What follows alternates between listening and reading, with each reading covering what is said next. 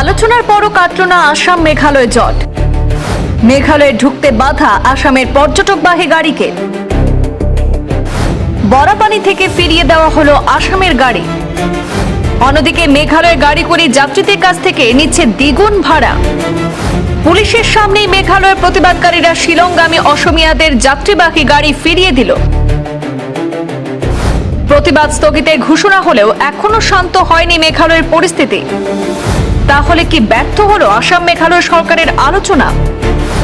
মেঘালয় সরকারের সিদ্ধান্তকে অগ্রাহ্য করে মেঘালয়ের চালক সংস্থার প্রতিবাদ।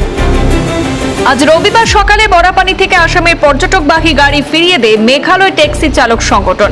এই ঘটনায় ক্ষোভ ছড়িয়ে পড়ে আসামের ক্যাব চালক সংগঠনগুলির মধ্যে।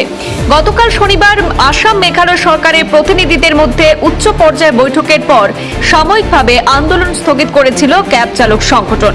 কইনাথোরা গেস্ট হাউসে 3 ঘন্টারও বেশি সময় ধরে চলা সেই বৈঠকে আসামের পক্ষের নেতৃত্ব দিয়েছিলেন মন্ত্রী অতুল বরা এবং মেঘালয়ের পক্ষের নেতৃত্ব দিয়েছিলেন উপমুখ্যমন্ত্রী এস ধর। সেই বৈঠকে 2 রাজ্যের প্রশাসনিক এবং পুলিশ আধিকারিকরা উপস্থিত ছিলেন। আর সেই বৈঠকের পর জোড়াবাটে গিয়ে ক্যাব চালকদের আশ্বস্ত করেন মন্ত্রী অতুল বরা। এরপরে আন্দোলন সাময়িকভাবে স্থগিত রাখার সিদ্ধান্ত নেয় ক্যাব চালক সংগঠন। কিন্তু সেই বৈঠকের 24 ঘন্টা পার হওয়ার আগেই ফের নতুন করে উত্তেজনা তৈরি হয়েছে। অভিযোগ, আজ রবিবার সকালে পর্যটক নিয়ে যাওয়া আসামের গাড়িকে মেঘালয়ে প্রবেশ করতে দেওয়া হয়নি এবং বরাপানি থেকে ফিরিয়ে দেওয়া হয়। অন্যদিকে পরিস্থিতি স্বাভাবিক করতে গতকাল শনিবারের বৈঠকে 2 রাজ্যের মধ্যে 2টি যৌথ কমিটি গঠনের সিদ্ধান্ত নেওয়া হয়েছিল। আন্তঃরাজ্য সীমান্তে উদ্ভূত সেই সমস্যা দ্রুত সমাধানের জন্য নংপো জেলা প্রশাসন এবং কামরূপ মহানগর প্রশাসনের পাশাপাশি 2 জেলার পুলিশ আধিকারিকদের নিয়ে একটি স্থায়ী যৌথ কমিটি গঠনের কথা জানানো হয়।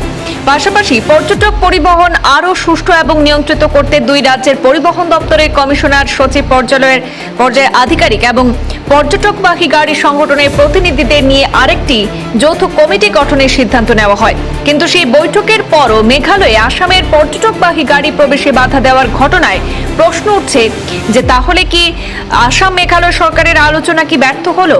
এখন পরিবহন বিভাগের সঙ্গে বৈঠকের পর আসামের ক্যাব চালক সংগঠন কি সিদ্ধান্ত নেয় সেদিকেই তাকিয়ে 2 রাজ্যের মানুষ। ব্যুরো রিপোর্ট, পূর্বাঞ্চল প্রতিদিন।